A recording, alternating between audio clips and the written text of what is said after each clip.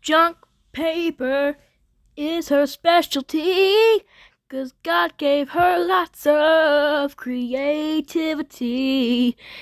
She's got a lot of talent and a wore-out printer, but when the Holy Ghost gets on her, oh boy, she's singing tenor.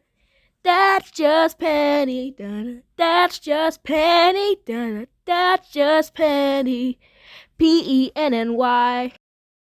Today I'm working with the Blessings Devotional Kit and Traveler's Notebook.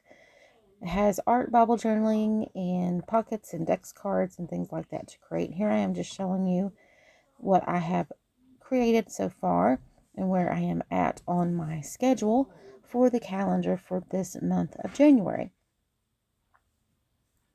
Just showing you the blessings jar pocket.